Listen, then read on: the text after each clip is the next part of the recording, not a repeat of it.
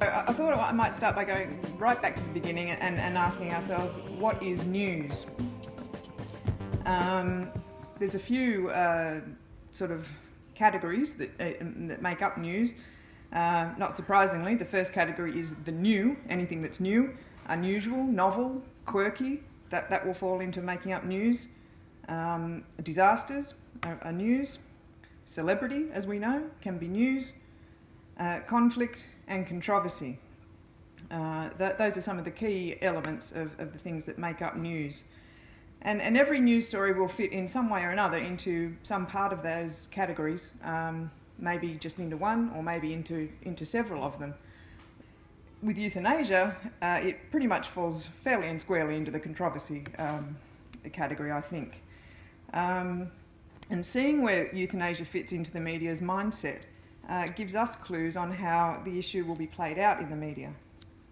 The media will essentially see this issue in terms of pitting opposing views, and the more extreme those views, the better.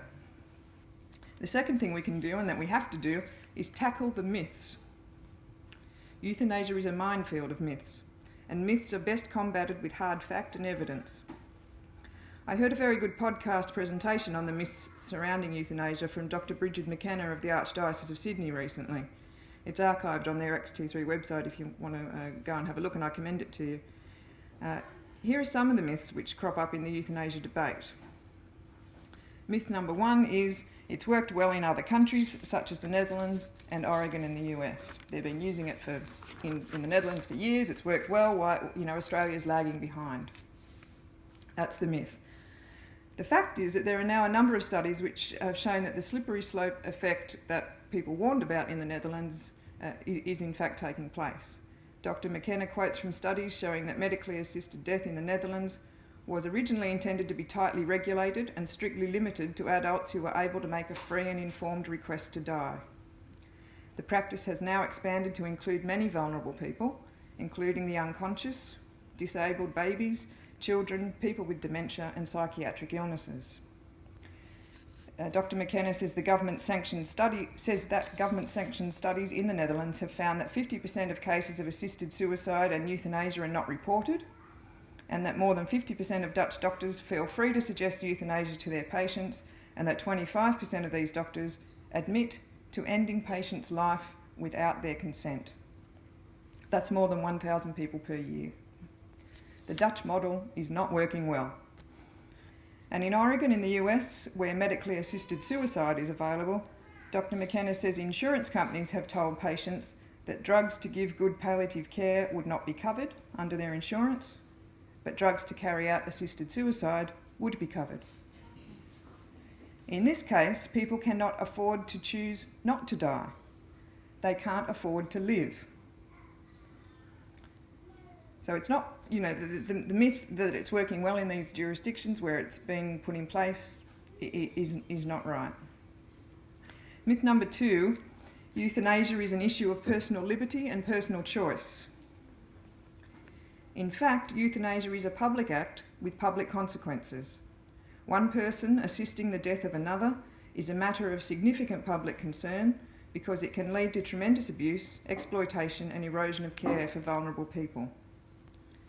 Another point to consider is this. Is it in fact your choice and yours alone to die by euthanasia? Or is it, in the final analysis, the doctor's choice? Or even, under some legislative proposals, a panel of doctors? By its nature, euthanasia is not a private act. It involves other people making choices about who lives and dies. By always involving a second person, euthanasia is about how we respond to somebody who is suicidal. By definition, it's not a private act, it's a public act with public consequences. The other thing you'll hear a lot about in the media in coming months is opinion polls. There's nothing a newspaper loves more than to get an opinion poll and to run it on the front page. And the most recent Nielsen poll on this issue showed that 76% of Australians are in favour of euthanasia. Now, there's been some debate about the way the questions were posed in this poll, a lack of distinction between the terms. As you heard, language is very important in this so there's been some debate about the terms euthanasia and assisted suicide and how the questions were posed. But in general, that figure's not inconsistent with other recent polls. It's a pretty indicative. What is interesting in the poll, though, and a point which has not been widely noted, is that of those respondents aged 65 to 74, so the elderly, only 18% approved of euthanasia. So among those that euthanasia is most likely to affect, there was very minimal support indeed. We need to challenge polls sometimes. Also, and this will come as a surprise to politicians who are obsessed with focus groups, as an enlightened democratic nation, we don't legislate by mob rule. We have a fine tradition under the rule of law of legislating to protect the vulnerable.